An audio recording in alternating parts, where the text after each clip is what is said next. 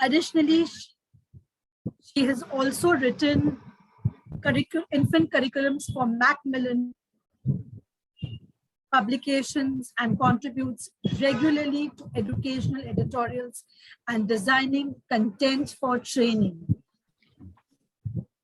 Thank you, ma'am. Well, thank you. It sounds very grand, but ultimately, I am a teacher, and I also understand the perspective of a parent. And sometimes. I'm sorry. Please unmute yourself. There we go. Yeah, as I was just saying, ultimately, I'm a teacher at heart, and although I am very passionate about training, I never forget how hard it is working with children, also trying to achieve results. We've had a horrific time during the pandemic. And reading is one of the most difficult things. It's one of the things that is usually the last to fall into place. Now, with my extensive traveling, I began to feel there's something wrong. That I was talking about synthetic phonics, I was talking about using materials, and I always got to the point in the training that something missing. And the thing that was missing is us understanding the process of how a child reads. Now, once you know that, it changes the way you give ideas and activities to a child, because we're suddenly realizing what they have to go through to get to that point of understanding. So I'm going to take you on a little journey this morning.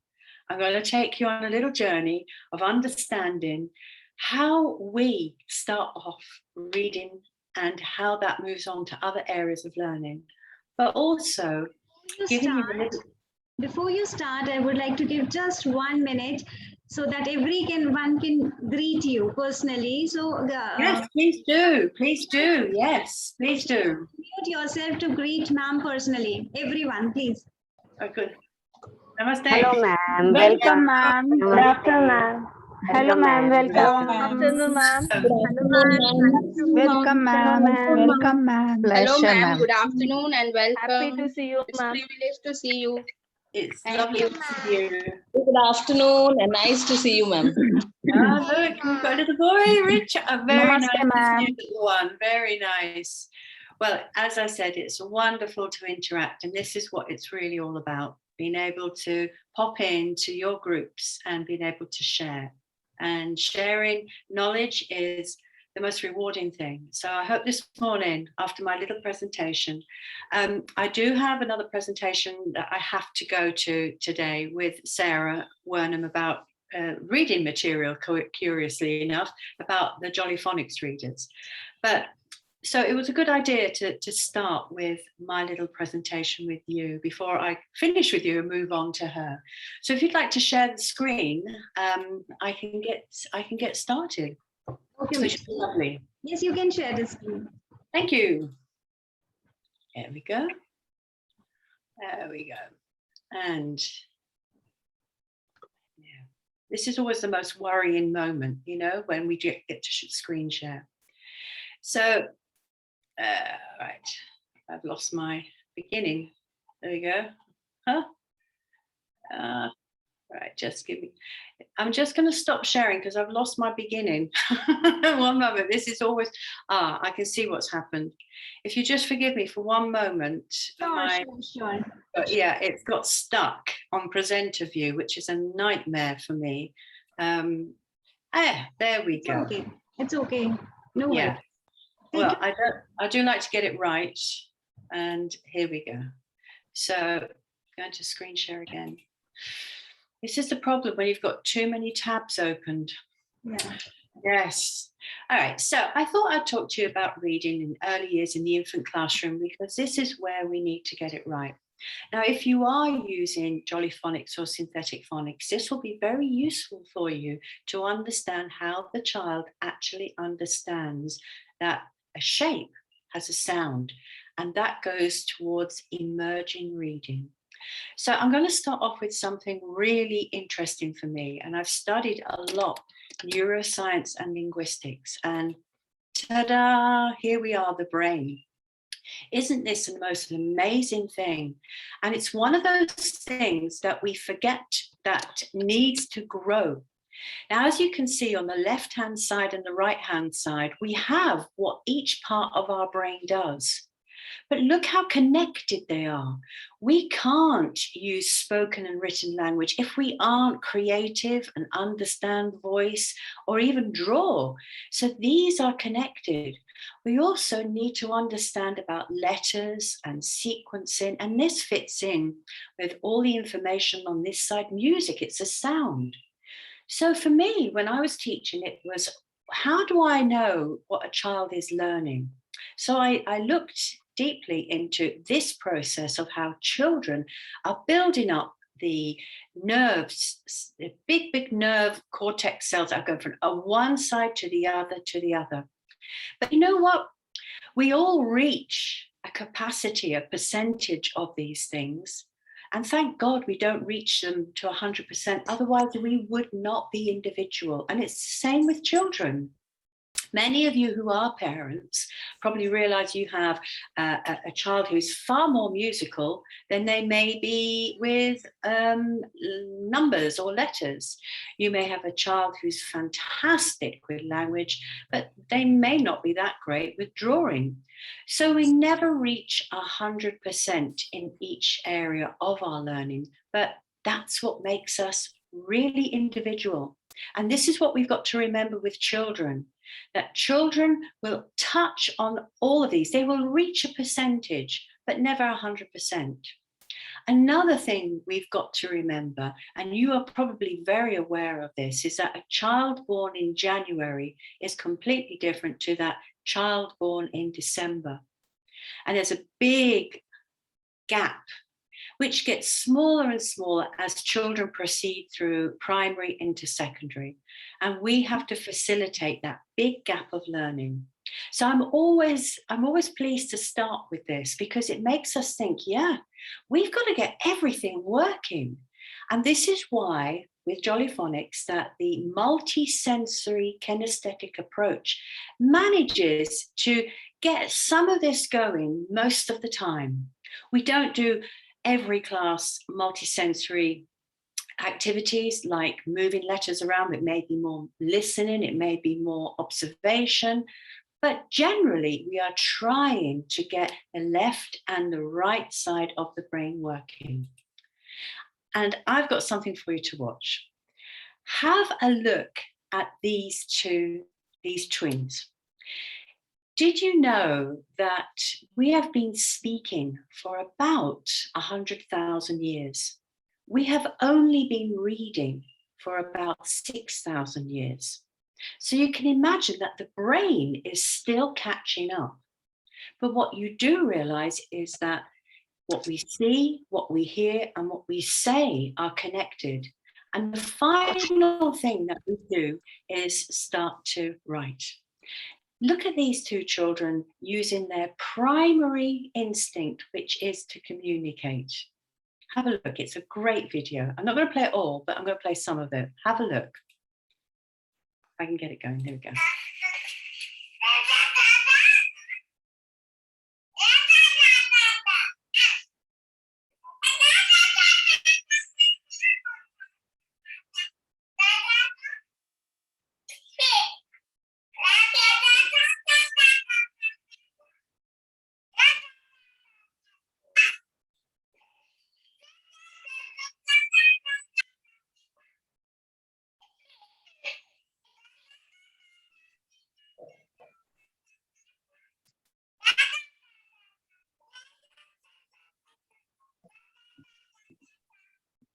Right, they probably have no idea of what they're saying, but they're having a great time. They're absolutely enjoying themselves. But as you can see, it's the first point of communication. It's the first point of communication. They are communicating in a way, they are listening, and there's physical movement. All of this is the basis for reading. And you'll be thinking, how? What is Yvonne going on about? How can that be? And you will see as I progress now how all of this is really important. You just think about when you get up in the morning, you have your inner monologue saying, right, I'm going to go make a cup of tea. I'm going to put the washing in. I have to do some shopping. I've got homework that the kids have to do. You've got your inner monologue. And also you have got a beginning and a middle and an end. And what does stories do? What does a reading paragraph have? A beginning and a middle and an end. So children are using dialogue to help them form an understanding of the sequence in which language goes. Just imagine how difficult that is if we are doing it in a second language. So I wonder if you can unmute yourselves, or if you'd like to write in the chat box, because I want you to think of a word or an emotion that goes with this image. When you see this, what do you think? What do you think? When you see this, what do you think? Would anyone like to give us a word or share? Let me have a check in the chat box. Oh, yeah. Working, keyboard, typing. Think of an emotion. Think of an emotion. How does it feel? Yeah, think of the emotion. Working. Yeah. All right. Now, I'm going to show you another image now. What do you think when you see this picture? Smiling. Happy. Yeah, happy. Happiness. Yeah. Now, also, your brain is making a connection with language because we think in images. If I was to say to you what's in this picture, what would happiness be in your mother tongue? Tell me. Khushi. So your brain is using one image to flip from one language to another language. Could you imagine the capacity of your brain? But it's all to do with images. What you see, what you are looking at is giving you the vocabulary. Let's have a look at this one. Wow. What words, what emotions come together with this image? Colors. Look at that. Enjoy, yeah, party, cheerful, end of pandemic, yeah, colorful. So you are bringing all this vocabulary together. You are looking at something and it's giving you the vocabulary. Now look at this last image. How do you feel looking at this? Blast, I like that word, celebration, cool, colorful, peace, calm. Yeah, lots of you are thinking, yeah, I'd like to be there now. I'd like to be there, pleasant, yeah. So you're thinking, well, I'm looking at this and my brain is sending me lots of vocabulary to talk about it. And you're actually giving me some emotion. You're saying calm, I'm really feeling calm. I'm really feeling relaxed. So you can imagine just how images are helping you think of language. Just imagine when children are looking at picture books, when they are starting to read, the importance of having visual cues to help make a connection with language. So this is why this activity, you're probably thinking, what has this got to do with reading? But as you can see how having the visual cues, you may not have the language. The small child may not have it in their mother tongue, and they may not have it in English. But what we are doing is providing the visual cues so we can start talking about trees, the sky, the colors. We're combining all of this so children are layering their language. Reading is a very slow process. As I mentioned before, it has taken... You'd like to go on mute? I'll just put you on... Whoops, hello. If you'd like to unmute yourself, put yourself on mute rather. Now, reading is a much slower process. And if you are using phonics, you will see how we build up with letter shapes and letter sounds. Now, this is not an unusual process. Look at how we've evolved from making our mark, which means something, to symbols and codes. And in fact, the alphabet is a code. So your children are working with one symbolic code, which is their mother tongue, and they have to learn another symbolic code. So it's all about images and shapes. They don't know it's a letter. They are looking at a shape. Now, where does this come from? Well, first of all, your young children are looking at things, and these things are given a name. They'll learn them in their mother tongue, and then they'll probably learn them in English. And they learn that this square thing is a book. We then give vocabulary, things like movement, we give it a name. So children are associating that a movement has a name, and later on, they will find out that that's a verb, much later on, but they're making a connection between what they see and what they hear. They also begin to learn complex things like colors, a red book, a blue towel, moving fast. But where does all this come from? Okay, I'll just take if you take the annotation off, that would be great. When we first arrived to do all of this, we were born to be able to look at faces. And look at faces. Faces are made up of lines, and angles, and circles, and ovals. And why is this important? Because originally our brain was designed to see if it was a friend or an enemy. Now, why is this important? I'm going to explain now.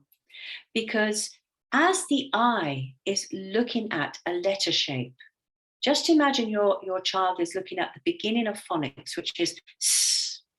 That's upside down. And the eye is accommodating this by turning it around. And a magnificent thing that the eye is doing. It is looking at something, it turns upside down, and it goes back to the shape it is. Why is this important to know?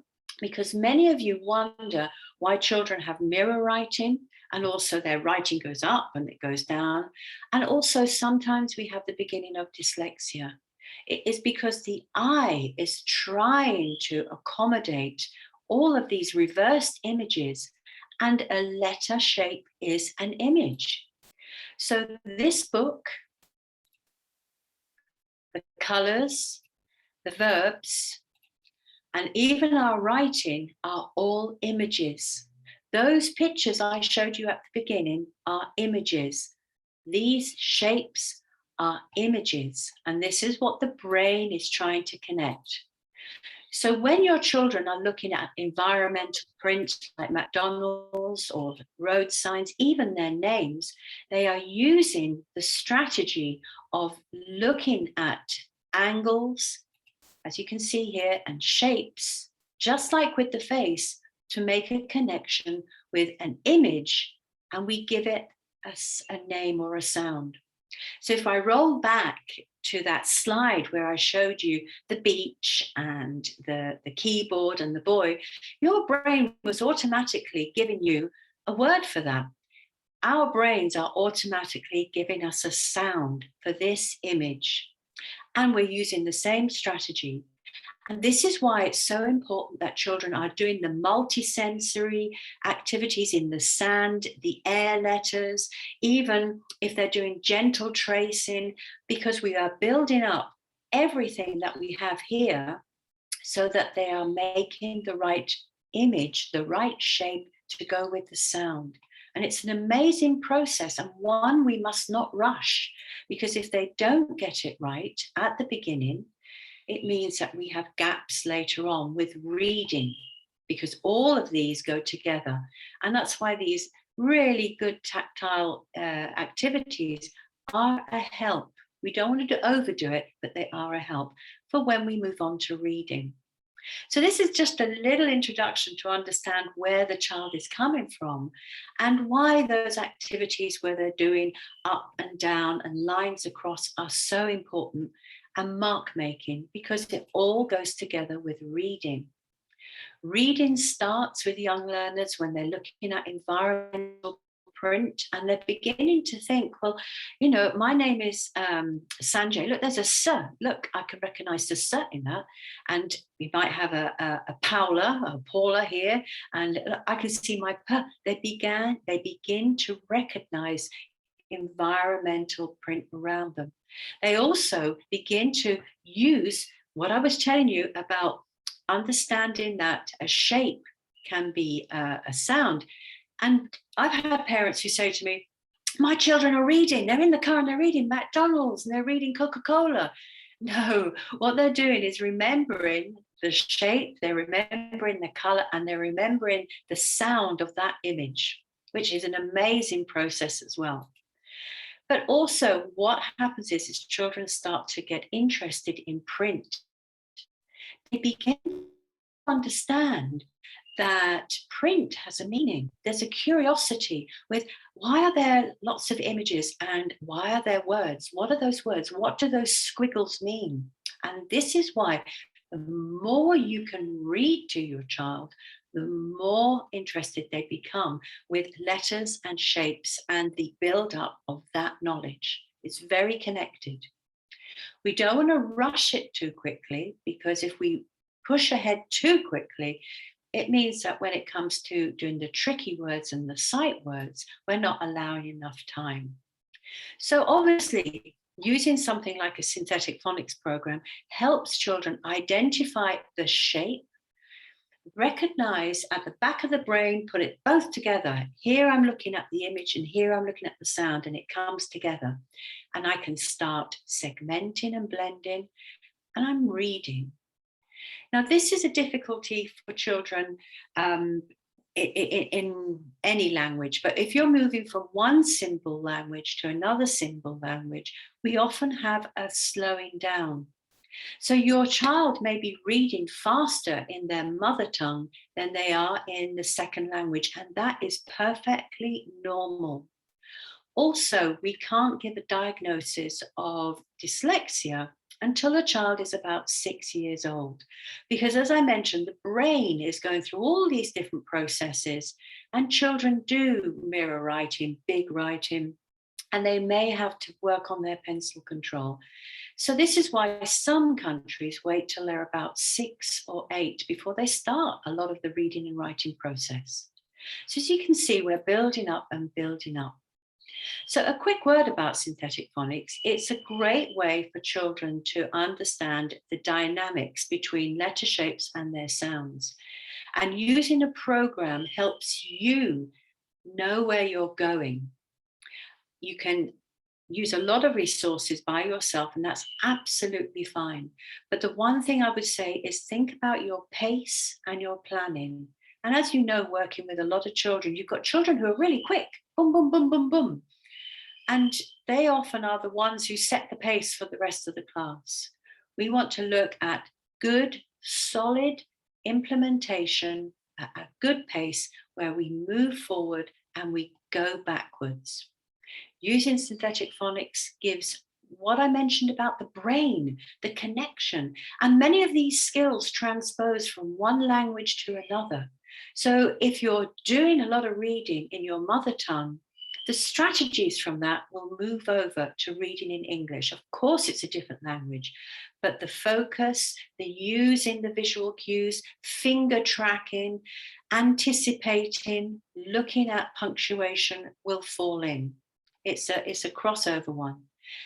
They start to scaffold skills, meaning that they try and attempt to blend and segment a word. They try and attempt to use the visual cues to help understand the context of the story.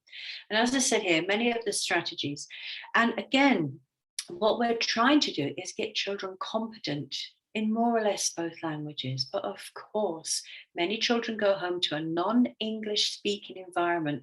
And so it depends on you to provide the English environment for children to learn from. And that's hard. There's a lot of pressure on you as a teacher. So if we look at the alphabet and we look at synthetic phonics, I know that with most of your classroom resources in India, you start with the alphabet, which can be a disadvantage. I've got a few of you nodding your head there that you know you've got the alphabet. And the disadvantage is that we tend to start with, look at this, A. A, it's a long vowel sound, and that comes up down here. And we've got E, which is another long vowel sound. And look at that. So what we do realize is learning the alphabet, children reading the alphabet is important. They need to know the alphabet for sequencing, for skills later on. And the one thing the alphabet has is, look, children begin to learn that there's a letter sound and a letter name, but look, it can have a different shape. You know, the capital, it's the same sound, but it's a different shape. And this is also embedded in phonics. The one good thing about the phonics is children get their reading skills secure because we start with the very short vowels. We can hear them saying s, a, t, not s, a, d. We're hearing it perfectly. And also we're developing their reading skills. And again, you heard me mention layering. We have to layer and layer as we expand and expand with consonant, vowel, consonant, and then expand, just like a concertina. Because a bit later on, we're starting to use tricky words. So although the alphabet has its disadvantages, it has its advantages, as well as using synthetic phonics. You may have this in your class book, but there's no reason why we can't connect the two up. All right, we don't want to start with long vowels because look how difficult they are, but we can do some activities with short vowels to get children reading. Now, the power of stories. Stories give your children an environment where they can listen to language in a context. And many of you probably amend a story to fit what the child can cope with, because many of the stories have language that is heavy, and also it's difficult for the children to understand. Now, I've got a little list here of things that are important to look at when we're doing stories. Language in context. Now, this means that we are teaching grammar passively. You're not reading your storybook and going, right, that's a verb, that's a noun, that's an adjective, and that's no. But what children are hearing is you putting all of these things together passively so that when you go on to teach explicitly, they can make the connection. So stories are building up the vocabulary. Then it gives visual cues. It gets children used to looking at what is around the story so I can make sense of it. This is a difficult thing as children have digital literacy where it's all boom, boom, boom, boom. But could you imagine as we are getting children up towards doing the Cambridge exams or the starters, movers and flyers, all of these exams, they have to use their observation skills. They have to be able to talk about what they see. They have to be able to write about what they see. So we need to develop visual cues and also for later on in life as well. They can make connections from one language to another. Just like those images I showed you, you have those dual understandings for one thing. You can be able to say the word cup in one language, another language, and maybe another language. Again, reading, it connects with writing, the beginning, the middle, and the end. And maybe I can come back and do some work with you about creative writing because children are usually okay with the beginning. And the middle, they get, a little bit stuck. And in the end, they don't know what to do.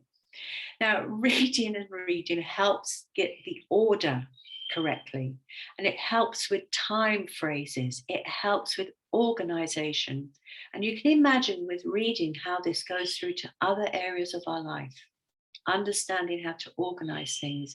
And also it helps them persist.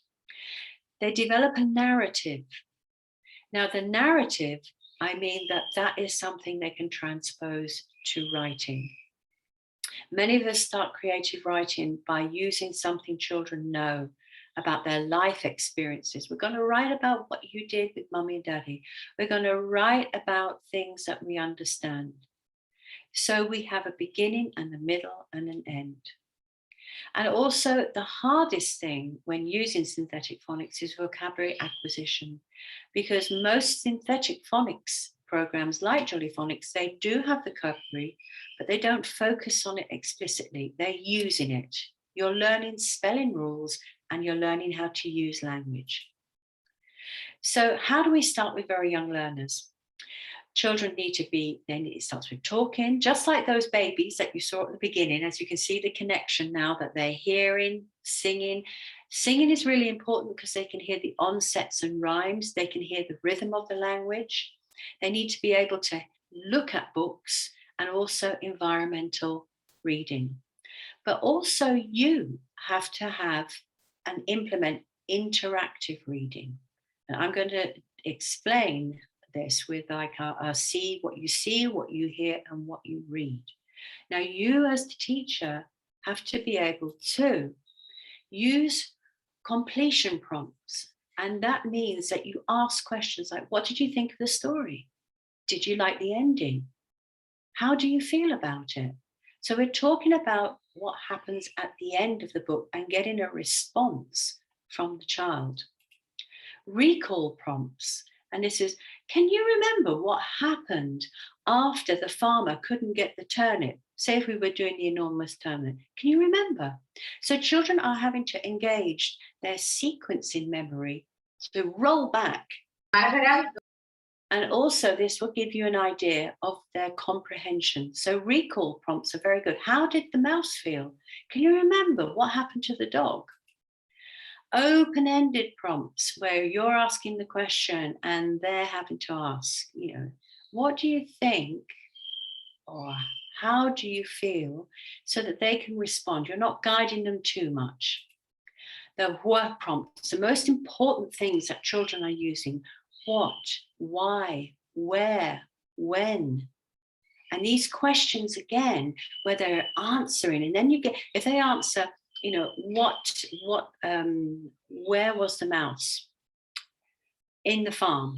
Okay, then you can get them to progress to the mouse was in the farm. We're getting them to expand their knowledge in the way they answer with the responding to you, and distancing prompts.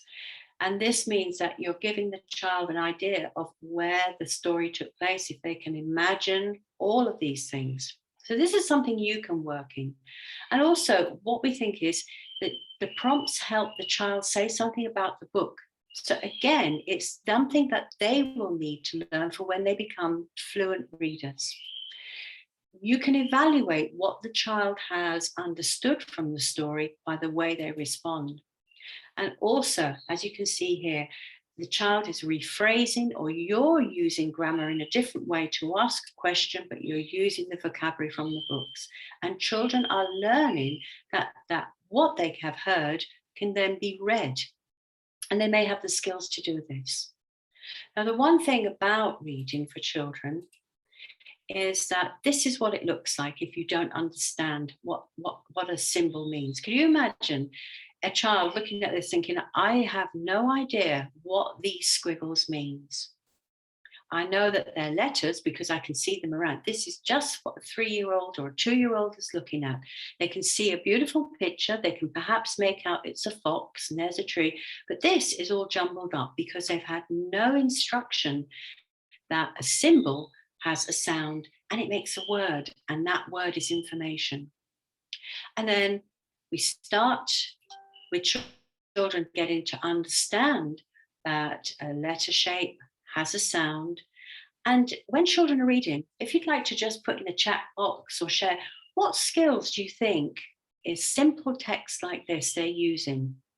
Just look at this text and think, what skills are children using when they read something as simple as this, which is a decodable reader? CVC, very good. Yeah, they're looking at CVC words, sight words. Yep. They're looking up. So when we look at what we looked at before, where children had no idea of comprehension, with building up the reading skills, and I haven't spent too long on talking about building up reading skills because you are all probably using JollyPhonics and you understand the structure, but something as simple as this involves all of this. Shapes and sounds and segmenting and blending and tricky words, punctuation, comprehension, grammar, production, and making connections to the first language.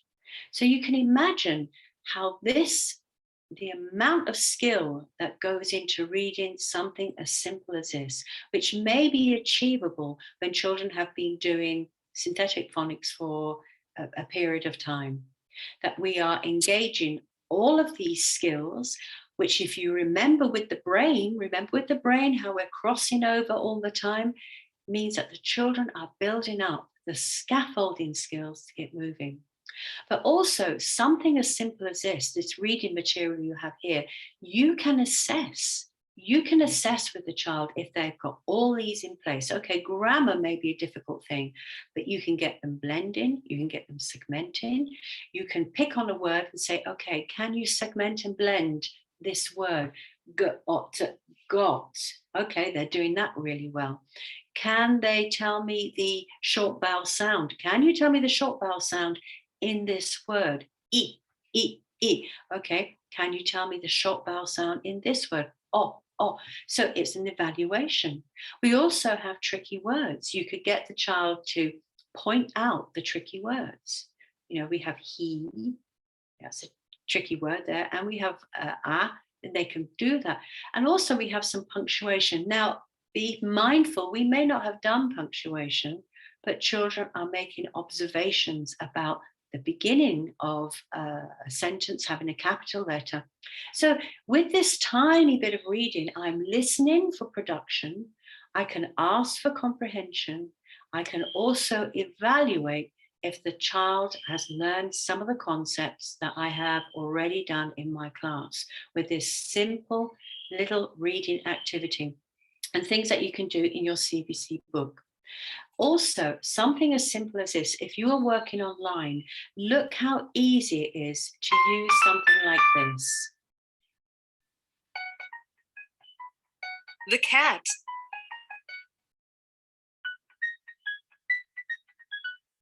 The fat rat. Now, if we move on, the children hear this and then we move on. So they're getting the visual cues. The bat and a rat sat on a mat. So children are hearing it first, they're engaging, and then we can move on. I'm going to move right on. There we go. The fat rat sat on a mat. Okay, so if I was doing reading with my children and I was doing this online, this simple thing, they've got the context, they've had all the visual cues, they've been listening. The only thing about this is that it's in capitals, which is a little bit of a disadvantage. But I can say to the children, just like we have annotations here, circle the tricky word. Okay, I'm going to circle the tricky word. Okay, find me. We could even do onsets and rhyme. Look at all these onsets and rhyme. For at, ra at, sa at, ma at. I can be getting children to use their reading skills, but also engaging with the images. So this is one way that you can do some reading online. You can also do it one-to-one, where if you want to assess children and you're working with them one-to-one, exactly the same method as I used before about how to use that. And that was something from YouTube. I just put in simple CVC sentences. Again, as you can see with reading with small children, we have to, as I said before, expand, get in reading right. So this is pat. This is, can you see how I'm amplifying and amplifying? And the children are secure because they know this. And look, I'm adding to it, I'm extending to it. And as you can see, what are in red and what's in black? You know, you can see that I'm using the original structure. These are your CVC words, and I'm building up and building up, but I'm using the same vocabulary all the time. But what I am doing is asking the children to extend their reading skills.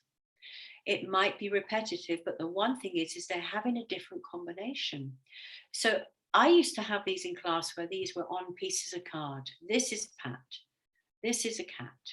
And they'd be reading these sentences. And then when we moved on to conjunctions where we used and, but, because, we would join the sentences together. But this is reading practice for young children where we're giving them a few sentences to build up what they see and what they hear and put it in practice. Now, this is an example of something that you could be using with older children. But again, there's a lot of resources on the internet, but think about what you're asking children to do. If you look at this one here, what are we asking children to do? If anyone would like to comment in the box. What are we asking children to do here? Well, here it's general reading, as you can see. We've got verbs, we've got nouns. So it's a very general reading. It's a leveled reading. So this reading is just to get the children to know if they've got the right requirements for their age. And we often do a reading valuations like this, where we want to get a general idea of how children are reading for their age. First, it's good to do it in the mother tongue, and then we can move on to, and we've got different color codes, Now this one might be a lot more easier to understand. We're looking at controlled reading, which is looking at high frequency words that the children should know. So we don't have enough time to talk about what you find children to read, but it's sometimes very good to be able to have a leveled reader where we can get an idea of the vocabulary they should be having for their age, and also a controlled reader where we're looking for specific things. And these are things that can be done, a controlled reading can be done with your decodable books. And then some simple ideas for home. It doesn't have to be expensive. It doesn't have to be something that you have to purchase. Look at this. We are reading. We are using Post-its to create sentences that we're reading. We're just using simple cards. And look at this. We're building up all our words that we know, our high frequency words. Very simple activities, but it's reading. Children are making sense with what they're getting from their classes and putting them into simple sentences that they can use. And when you have Post-its, you can be doing your dictation as a reading sentence like this. And the good thing is also with Post-its is that we can move them around, we can make them into a question, we can do everything. So yeah, I'm a big fan of using Post-its. So another quick word about using decodable readers. Decodable readers, as you know, are a great way to assess that children know the letter sounds and the letter shapes and are bringing them together for your stage of teaching. But also we have to think about standard English, because the world is in standard English. Standard English is here, where we have difficult spelling, words children may not know, and generally this is what children progress into in primary. But you can be reading this, you can be given short amounts of standard English for children to look at and read. We can have children reading this without any comprehension, and that is often a disadvantage teaching English as a second language. We get great production, but we get very, very little comprehension without the visual cues. We also have to have some standard English, so children are recognizing how real English goes. This is a great way to develop fluency, and fluency means anticipating, hypothesizing, blending and segmenting, and being able to get everything in the right order really quickly. It doesn't mean how quickly you read, but understanding all the strategies. So try and involve some standard reading in your text as well. And look at these. Before I finish, I've given you an awful lot of information and things to think about. I want you to watch these 2 5-year-olds from Taiwan reading and look at the skills they're using. Come on, do the work, guys. All right, guys. 6, 7,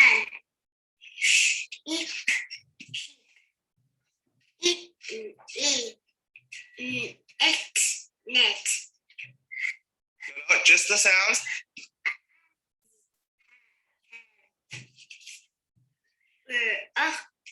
Rock.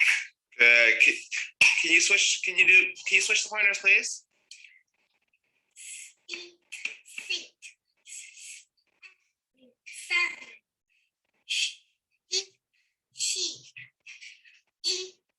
8,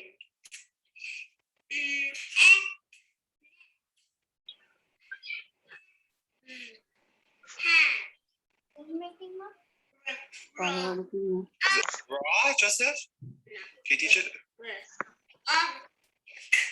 rock. Good. Can you switch the partners again and get her to read just the words? Citizen, sheep,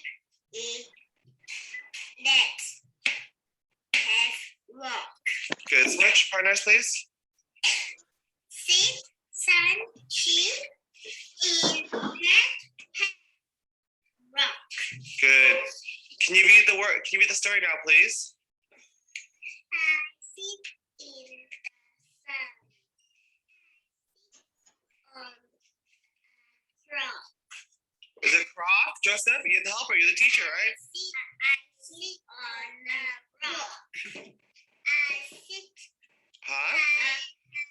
Next, I have a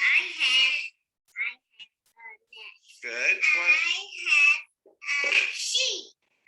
Good. Can you switch partners, please? I sit in the sun. I sit on the rock. I have a net. I have a sheep. Very good job, guys. Good job. Good job. Well, what did you think of that? What did you think of that? You unmute yourselves. Please tell me. What did you think of that? What did you think? It was amazing, isn't it? And you think that they are using a different symbolic code and also a different language. What uniforms, huh? Those amazing uniforms with the bow ties and everything. Incredible. And what that last video shows you is that all the strategies that you are putting in place with your blending, segmenting, your reading. I really like that video because they go through the CBC words. They then introduce the tricky words. The children are correcting each other, which is just great, peer pressure. And also look at the production. They're reading and they're doing blends, they're doing everything. So this is the type of instruction we need each day. Either if it's just one or two sentences building up from the cat to the cat and the rat, it's progressive. But always remember, reading is the last skill that usually comes together. And once we get, okay, reading is there for people to understand, but reading and writing far outweighs, when we're doing production. So it will come together and the children will get there, but just do it gently each time and it will be perfect. It will get there. But I hope you found this really informative this morning, and I've really enjoyed being able to share with you some of the theory that goes behind reading. And I hope you've enjoyed it. It was indeed a very, very informative session. And I hope so, yes. we could just blink our eye. It was such, the content was wonderful and we thoroughly enjoyed it. So Payal, yeah. Does anyone have any questions before I rush off? Everyone, please, do you have any question? Oh, no, that's a thank you. Thank you. No, thank you. And Shall I Thank you so much, ma'am. Yeah. Saida, you want to add something, Saida? No, I just wanted to thank ma'am. Really, it was a well, thank wonderful you. session. Thank you. Thank you so much. What I hope it makes you realize is that, one, the benefit of having the kinesthetic activities and exactly how children see print. My son is dyslexic, and I had a challenging time in school because he would be able to say k-a-t, but putting it on paper, it was totally reversed. So this is why I had spent a lot of time thinking about how do children see letters? And it's amazing. If I was to say to you, when you see a chair, visualize a chair in your head, what do you see? The chair or the spaces in between it? And this is what it's like for a child. What do they see when we start introducing letters? What they see are circles and descenders and ascenders that have no meaning whatsoever. And we start giving them that meaning. So basically, my final advice is to you is don't rush the process. Don't worry if children are not getting it straight away. It's layering, it builds up and builds up. We move forward, we reverse back. We revise, and then we can add to that. And I tell you, if I could say, by the time they get to 18, everyone's got it. So you don't have to worry. But it's one of those things that not all children learn at the same pace. And imagine, just imagine, you're going to your English class And everything is completely different to what you have at home. So again, we have to be empathic with children.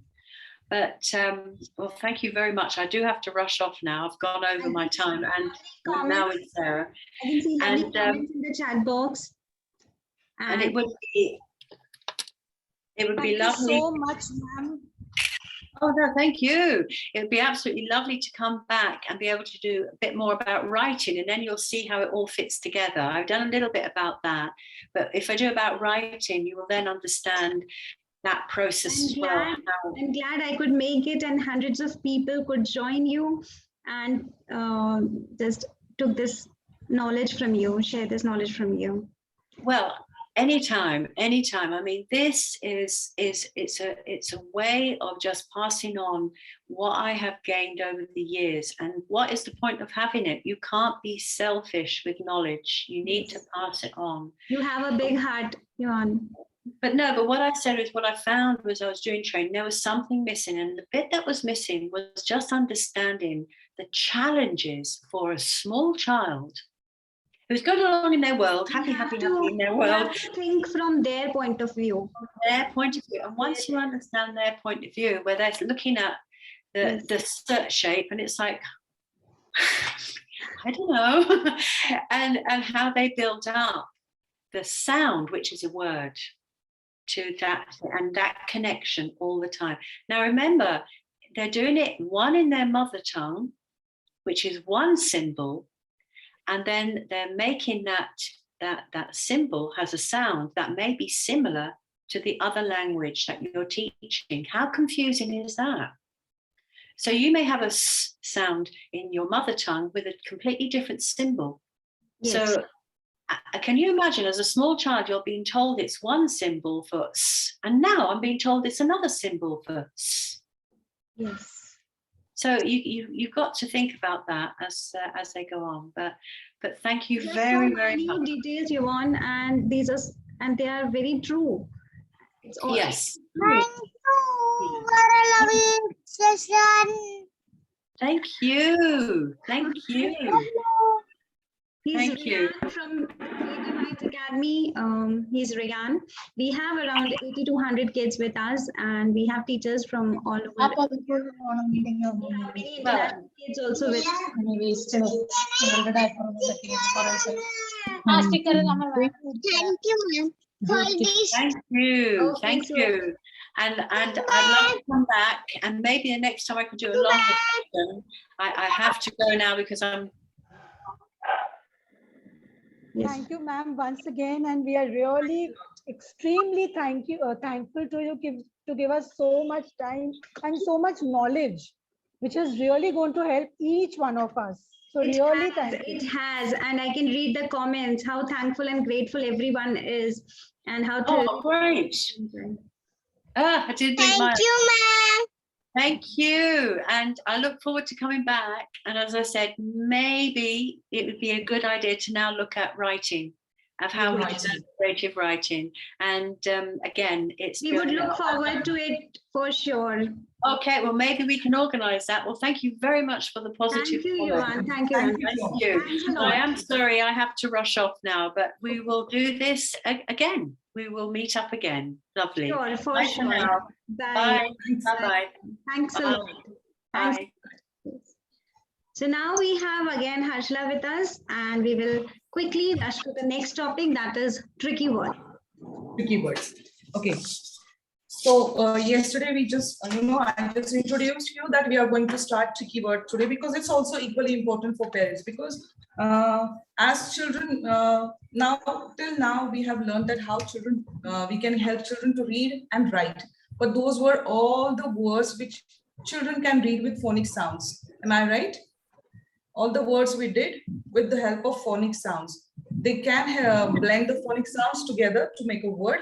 They can segment the sounds and they can write those words. That was like with the help of sounds. Okay, that was done with the help of sounds. But now let's talk about the tricky words quickly, because I'm going to give you just a few examples, and then you will come to know how you can teach your children the tricky words.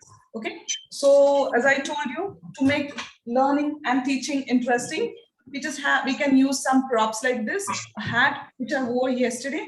Okay, you can have any other prop of your choice, just to help children to know that there is something new coming up. They want to learn something new. The idea behind this is that they come to know that, oh, today we are going to do something new. So the next day also children are eager to come, and they feel that, oh, next day what we are going to do, let's go tomorrow also. So making learning interactive will be helpful for children to go ahead happily, learn happily. Okay, so that is the reason we teach children with the help of this tricky hat, I suppose. Okay, so if you see this word, children only know till now we have not introduced the letter names to children. We have not introduced the capital letters to children. So children are going to read this word as a. Am I right? Because these children know only sounds of the words, sounds of the letters. A, te. But it is not the word te. Is this the word? Have you heard this word in English? Te? No. Some children may read because they know this is the, and they know this, a, they. Then also this is not a word. We all know this is not they. As an adult, we know that this is the. But how will you teach this to children? What we do is we show this to children. Okay, we ask children that look at the word, and you know what word is this?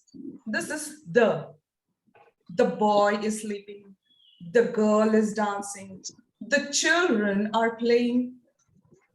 The cat is sleeping. So we use some sentences with the help of these words. Can you all see me? Okay. So with the help of some sentences, we'll help them understand that this is something different. We cannot spell it or we cannot read it with the help of the sound. So we tell them to look at the word, and this is the. Say some sentences. And now, dear friends, we tell children that I'm going to count till 5, and you have to look at the word. And after 5, I'm going to take away this word. So children have to concentrate, look at the word the, and then teacher dictates. So 1, 2, look at the word. 1, 2, 3, 4, 5.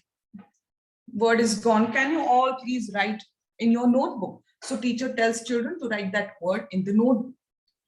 The children who have good attention span can write the word the. Okay, but some children have very less attention span. Some children look here, look there. So they don't know how to write it. They just look somewhere else. So for them, in the beginning, you need to revise it.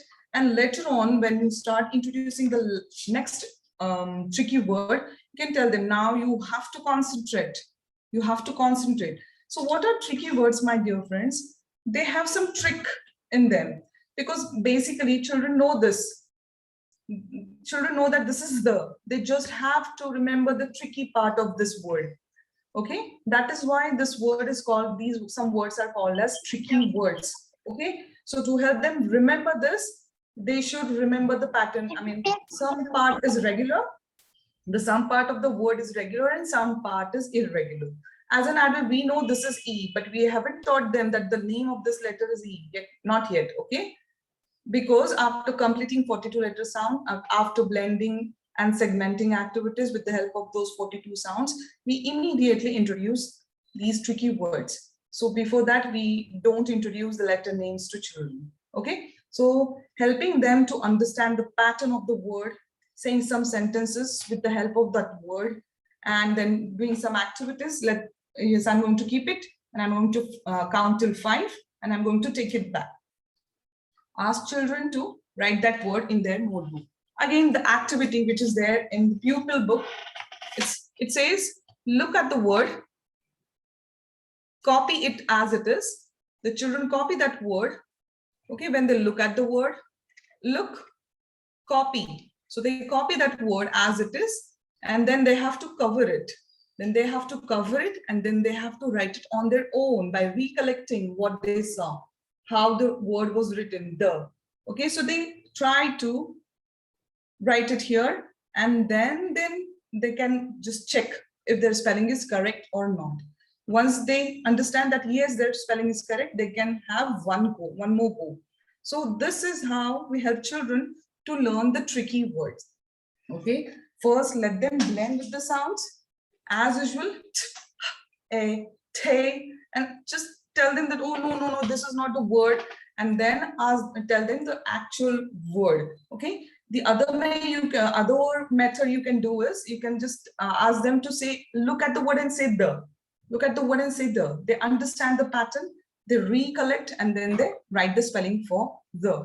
So this is how we go ahead. In JollyPhonics, there are total 72 tricky words. These words are divided into different groups, and those groups, those words are also in different colors, okay, color coded. So it's like blue, yellow, and then green, and then pink. This way, as we move ahead, step by step, when we teach them, we go ahead with the second step group of tricky words. Okay, so in the first group of tricky words, we have total 12 tricky words, and those tricky words are, okay, with the help of one more word, I'll just let you know quickly so that you will understand. What word is this? As an adult, we know this is was, but if we say this with the help of phonic sound, what is was? And how are we going to teach this to children? Children know that this is what, so this is the regular part of the word. Yeah, they know this is what, they just have to remember this tricky bit. Okay, and then remember, if you ask them to look at this and write, they write it. 1, 2, 3, 4, 5. Can you please write was? The girl was sleeping. The child was crying. Was. So children try to write. So when we tell children to write word was, as they are in the learning process, some children write like this. Was. They are not wrong because they are still in the learning process. Some children write like this. They remember only this tricky bit. So they write this, but they don't remember that there was a here. And some children may write correct spelling for was. So, which is correct? Was? Which is correct? This one? Was? No. This was the spelling for was. Do you remember? Okay, can you all please write was? So this way we help them to understand that we cannot read or write the tricky words with the help of phonic sounds. Okay, this is how we teach tricky words to our children. There are many more. So here, before teaching them the alternatives, when we teach them this my, they know that this is they know this is regular part. Only they have to remember this. Instead of I, they have to write this letter. And this. That is my. 1, 2, 3, 4, 5. Please write my. So how we go ahead is we introduce the patterns together. Like for example, if this is 2, we can introduce the word do together, to and do together, because they have similar pattern. Okay, the only beginning sound is changing. They can learn these two together. Okay? They can learn these two tricky words together. Similarly, we can teach them these words together. He, she, me, we, be, because they all have same pattern, only the beginning sound is changing. What? But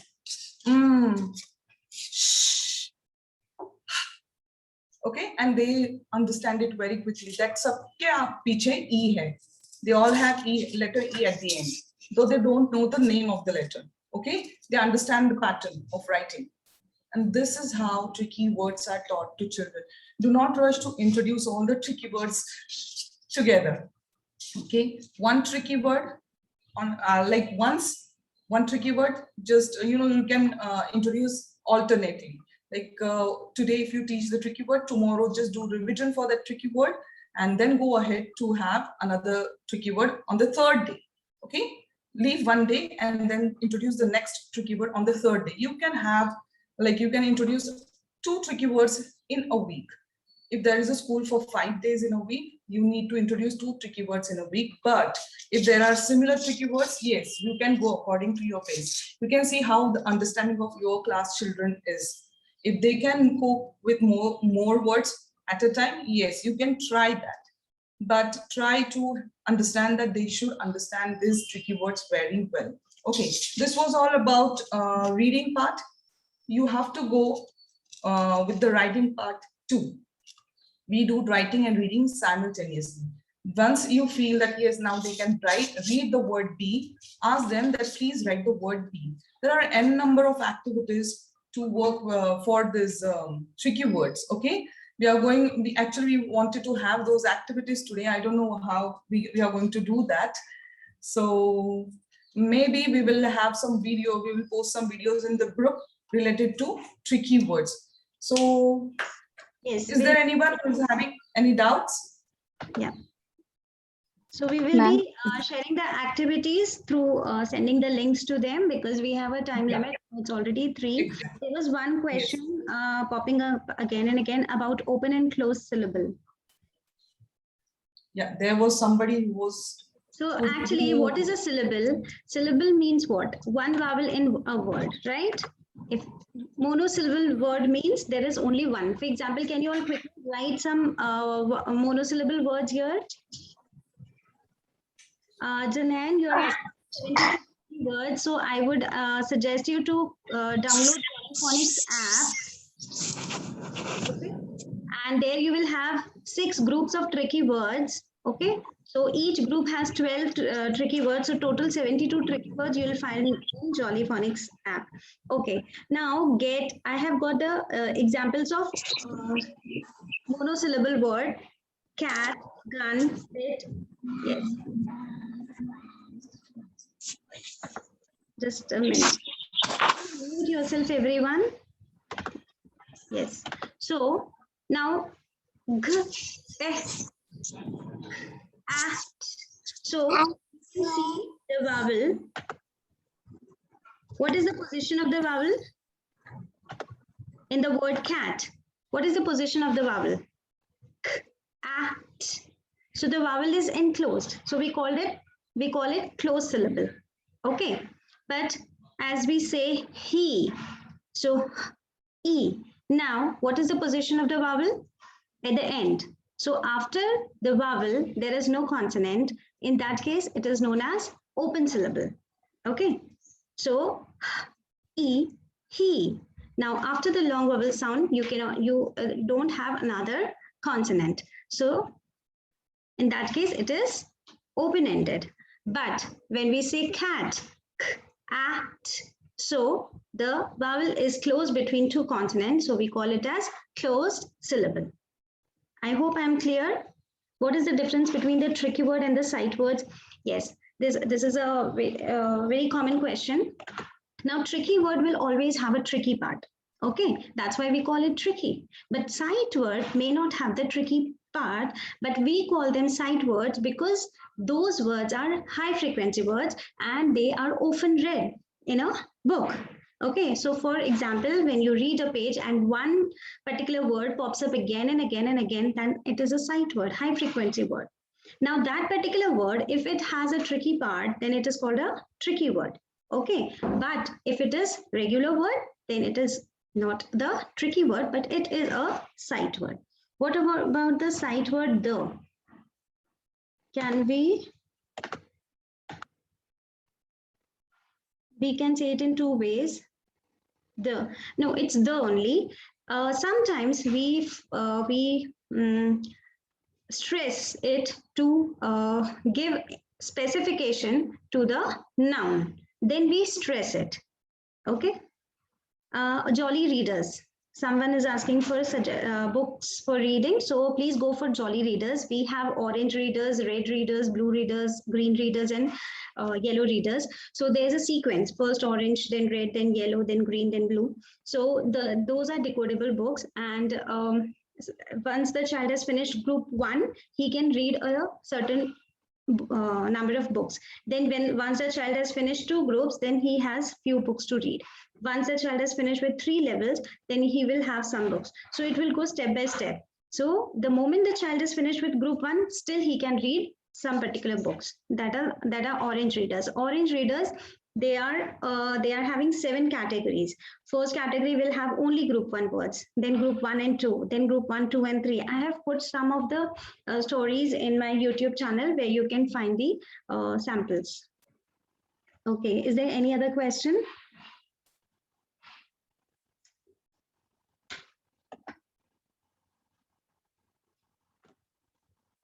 Yes, books for teaching. So please, you can take the help from Jolly Books. We have Jolly Pupil Book 1, 2, and 3. Okay, so as I have told you yesterday that phonics, we can divide it 1, 2, 3. So Pupil Book 1 and Pupil Book 2 and Pupil Book 3. That's how the course is designed. If you are from India, then definitely you can contact me for the books. And we offer 20% discount on MRP also. And otherwise, you can contact, if you are from outside India, you can contact the distributor there. Everything is mentioned on the UK website. Go to the website and check the website for distributors. Any other doubt? So I hope you have enjoyed the session with our special guest. How to improve the English accent. To improve any language, I would suggest you to listen more and more to the native speakers. Okay, you have to listen to the native speakers to learn any language, to get the correct accent. So you have to watch maybe on television or any YouTube channel, but you have to listen to native speakers through whether be it any daily episode or some seasons or movies, whatever. But you will get the right accent only when you listen to the native speakers. When to teach vowels right after? No. Vowels will come in the very first group. So when you teach the first group, there are 2 vowels. Okay, you don't have to wait 42 sound to cover 42 sounds. Okay, so as you start teaching with group 1, when should we introduce writing part? See, if the child is of age 3, then you have to teach only sounds through actions and song. But if the child is 3.5 or 4, you can start with the 7 groups. So sat pen order when you follow. So the child will have to write from the very first day. The worksheets, you can see letter formation is there. Okay. Can you say a cartoon or educational? Okay, we'll share the link for that. Any other question? If child is not able to read after first group, shall we go for the second group? That's a very good question, Megha. Sometimes the child is not very comfortable with blending, and he takes time. So what we generally do is we do continue for group 2 and group 3. But after group 3, we stop. And we focus more on CVC blending so that the child, before he goes to level group 4, he should be able to read CVC words.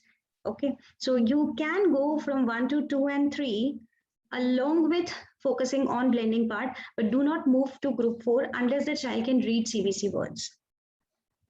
Tricky words. So after finishing first 7 groups, you can have the first group of tricky word even after group 6.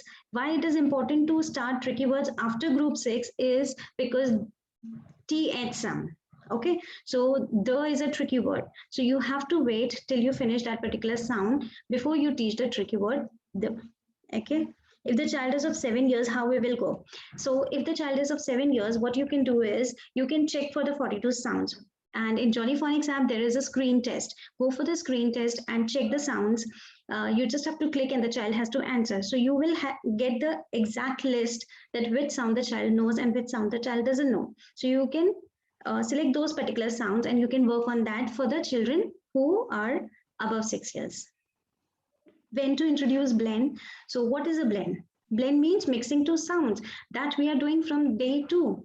So s is the first sound, then we come to a. So we blend 2 sounds, sa.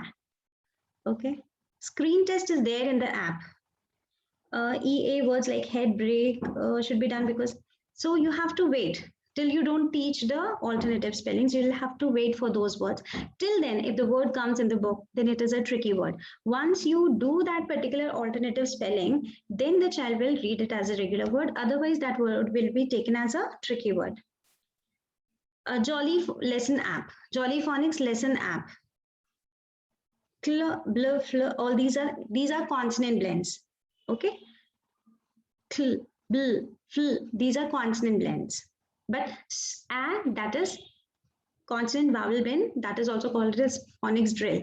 That is very important. If the child is not able to read, you have to work on that. Sa, se, si, so, s, ta, te, ti, to, t, ta, pe, pi, po, p. That is called phonics drill. That is very important.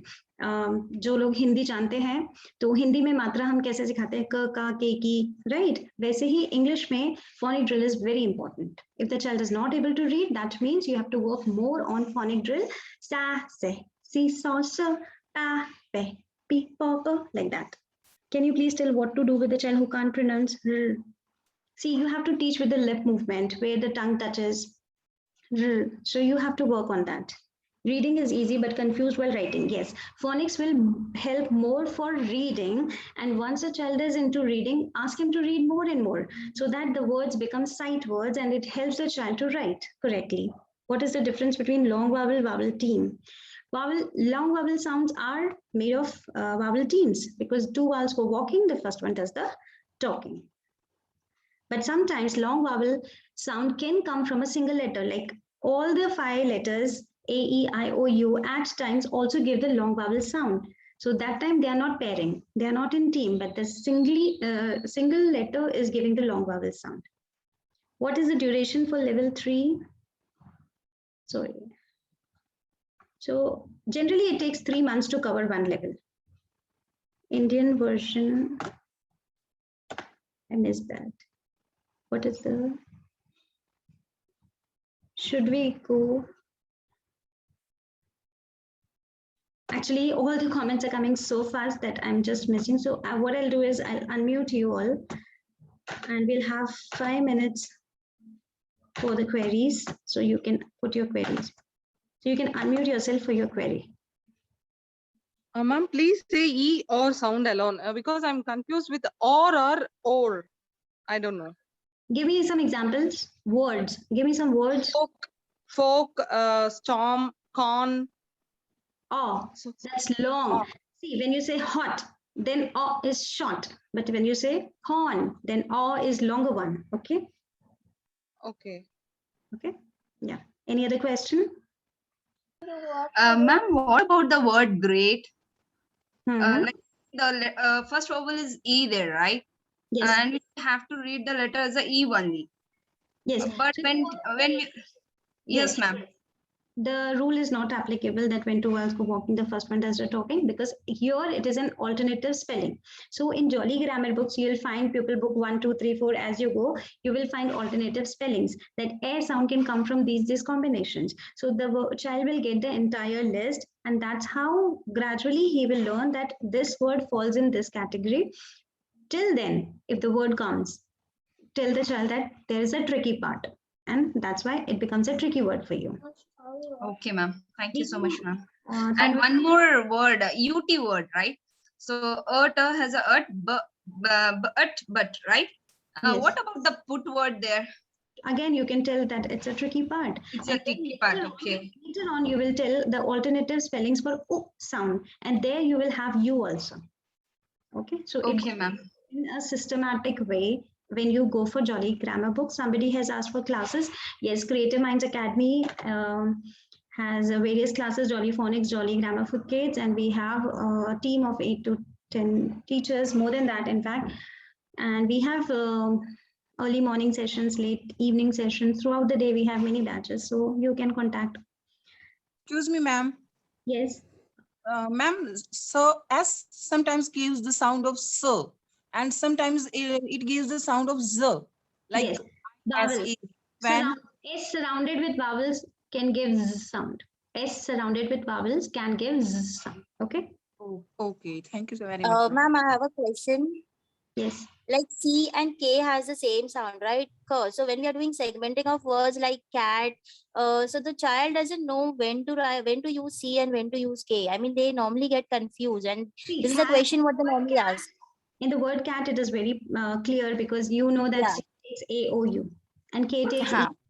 So in the word cat, there Yeah. will be no confusion. But for example, if the Huh. word pack, then the child knows that if a short vowel is followed by k, then we have to use C and K both. Okay. Okay. No, but normally when the word starts with supposing it's cap. Okay, so the junior KG kids, if they are in junior KG, they will not know that like when to write C and when to write K. Some people, some kids, they do write KAP also instead of CAP. So how to make them understand that C will Initially, come you instead can of help K? them with the action. Like I do the action of flying a kite, so it comes to their mind initially, and then the child is accustomed to with the word that okay, whenever it is kite, I have to use or kit, then I have to use K. So helping with the actions. Okay. Okay, thank you, ma'am. For teachers, yes, you can, Lina, you can choose a teacher. Like we give you a demo session, and then you can accordingly choose your own time and teacher as well. Anything else? Should we go with the phonics drill first, or we should go with the family words first? JollyPhonics doesn't encourage family. Okay, we go with phonic drill. Okay, thank you. Because in Hindi, if you know that we don't have families, we teach with matras, and matras Yeah. is phonic drill. So it is more effective. It is more effective. Okay. Anything else? Ma'am, what about the three vowel words, ma'am? How to introduce that? Sorry?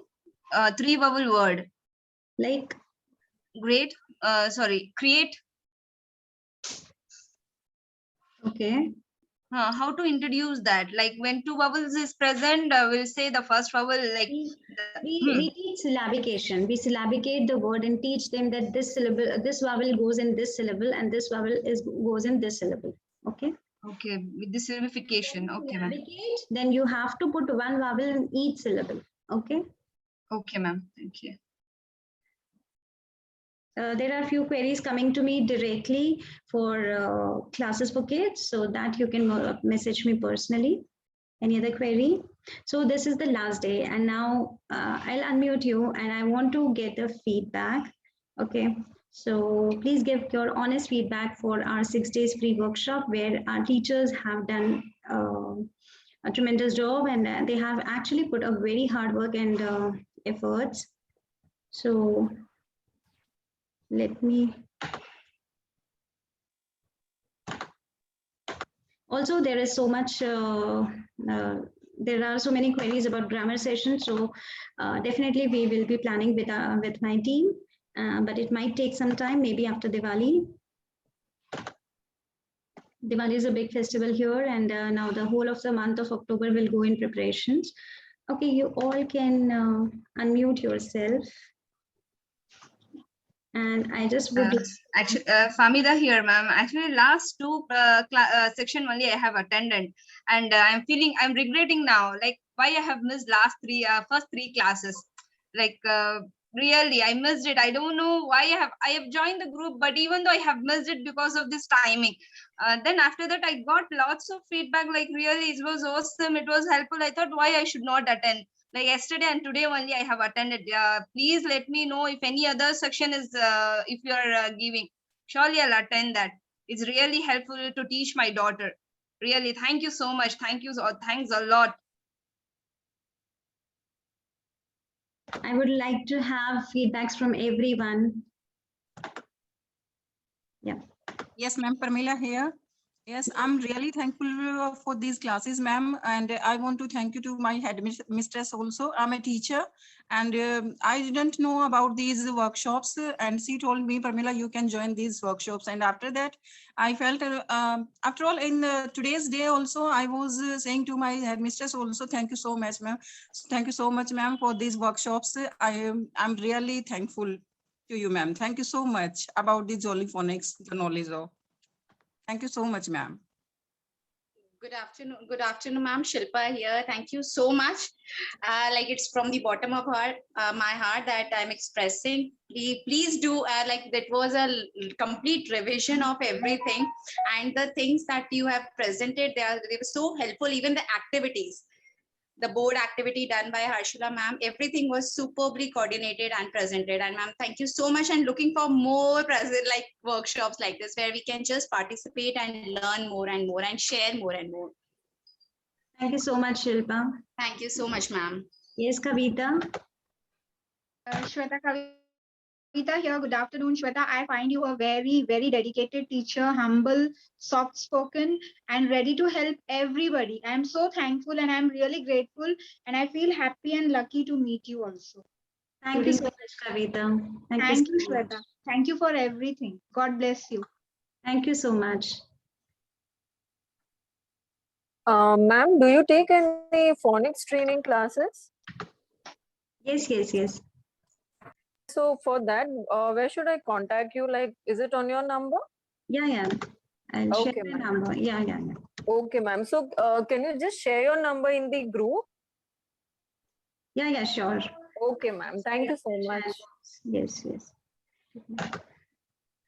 can also note down my number. Those who are watching live can note down my number. That is 954-9922-964. And okay, ma'am. Anyone else? And ma'am, when would be the next JollyPhonics teacher training session? When are you planning the next session? Yeah, that all details I'll be sharing on WhatsApp. So kindly message me there. Yeah, I would love to hear your feedback for this workshop, these 6 days workshop. There are so many people in the meeting, so I would love to hear from everyone. Good evening. Hello, ma'am. Bhumika. Yeah, sorry. Let us speak. Yeah, I'll. Bhumika. Yes, go ahead, Bhumika. Yeah, ma'am. I first of all wanted to thanks a lot for organizing this sessions. And apart from the sessions, like meeting such wonderful personalities, it's not possible. I mean, we cannot think of it. Workshops we can attend. I mean, paid workshops or these workshops we can attend. But meeting such personalities and talking to them face to face. I mean, thanks a lot for making this happen and letting us meet these personalities in person. So a big thank you to you for that. And today's session, I mean, it was excellent. Like as you said, we could not blink eye when ma'am was presenting. I mean, it was very helpful. It was so nice to hear her. It was like we we keep on hearing her. I mean, when she was leaving, it was like, no, please don't leave. Yes. It was that kind of feeling. So thanks a lot for that, ma'am. God bless you, ma'am. I'm really honored to have these great personalities in my free session as a special guest. And that was really very kind of them to be a part of these sessions. And I actually had not thought about this. But the first day when it was houseful, then the thought came into my mind that let me invite them because there are so many people who are attending and they will be more than happy, and you all are. Yes, ma'am. And even ma'am today, like she said that knowledge is something that you should share. I mean, we cannot think of such is talking like that. And she also promised that she will come back. Her big heart, and yes, she will definitely come back. And yes, and ma'am, we're looking forward for the writing part. I mean, please, whenever she reverts back to you, please arrange that writing part I'll session. definitely write to her today itself. And whenever she will have time, she will definitely arrange. And please stay in touch with Creative Minds Academy so that we have our Facebook page, Insta page, YouTube channel. So please stay in touch so that you get. Sure, ma'am. We are following everything. Also, we are following you every. Yes. Also, just one request I would have that please do share it with other people as well so that everyone can take these benefits. Okay. Yes, there, Kavita. Do shopping. So that special thanks, even I would give to Harshala for her precious time throughout these.